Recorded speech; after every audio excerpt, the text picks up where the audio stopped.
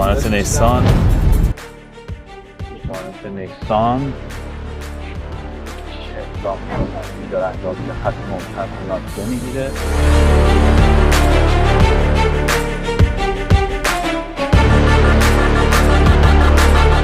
و به این شکل سر تا سر وسایل نقلیه رو سبقت میشه.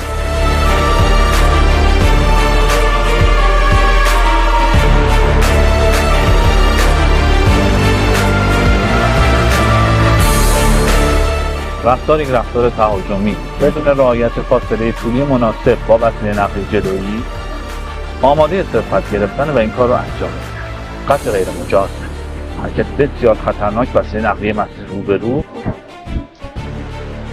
اعلام کردیم همکارا متوقفش کنن.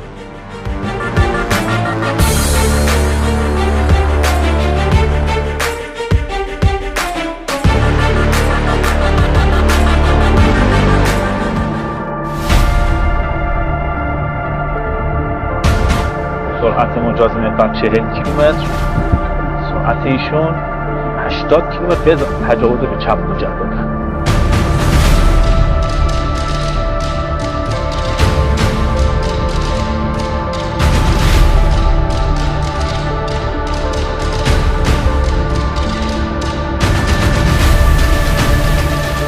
مجدد سرعت مجاز محور 50 کیلومتر بر ساعت و تابلو پیچ‌های پی در پی، ولی راننده وانت نیسان بدون توجه به تابلو سرعت همچنان با سرعت 80 کیلومتر در حرکت.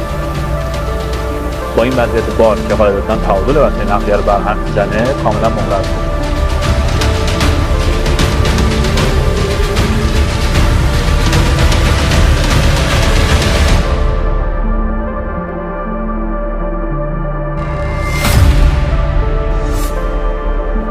وقت شما بخیر. اتفاقی افتاده اینجوری خودخواهانه رانندگی میکنی؟ من نه، خودی کامیونه ایسیزوه جلو اون 2-3 با ترمز سنگین زد نزدیک بهش بزنم. خب هر چی شما وظیفه داری به عنوان یک راننده فاصله طولی مناسب رو با وسیله نقلیه جلویی حفظ کنی. اصلا این کارو نکردی در مقابل با اون ایسیزو. سرعت مجاز محور 40 کیلومتر بود، شما 80 کیلومتر داشتی رانندگی میکرد. طول اون وسایل نقلیه رو کلا سبقت گرفتی.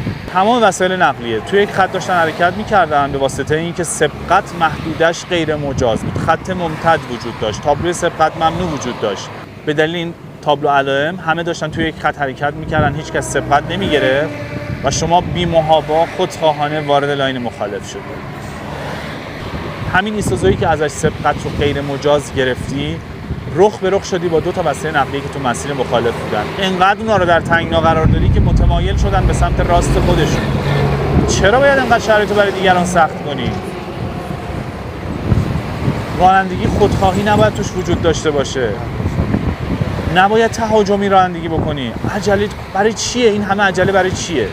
کجا میخوای بری؟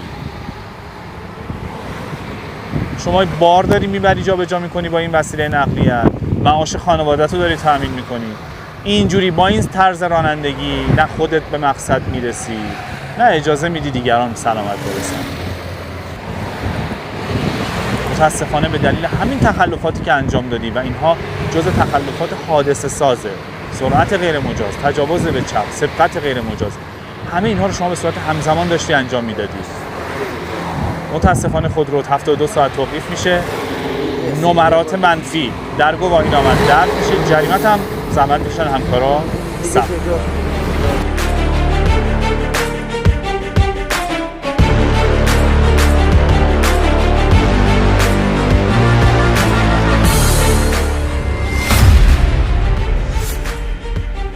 وانت نیسان سبقت غیر مجاز.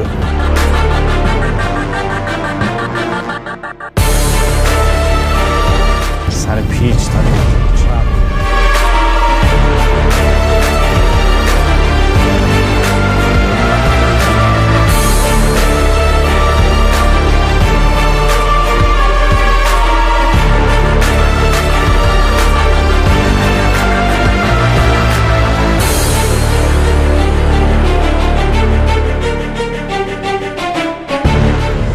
سبقت رو گرفت بدون توجه به خط ممتد، محدوده سبقت ممنوع، سبقتش رو گرفت و بی احتیاط خودش رو در فضای اصلی جاده قرار میده.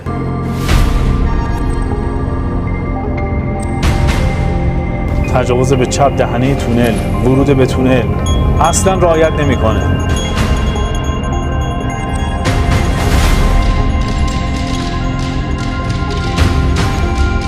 همه وسایل نقلیه رو دیگه رد میکنه و وارد چه شرایط خطرناکی رو پشت سر میگذاره.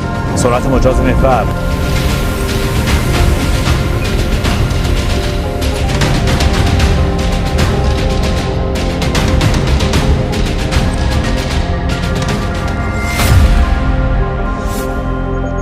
تقریبا یه 7-10 کیلومتر پشت سرتونیم. چرا درست؟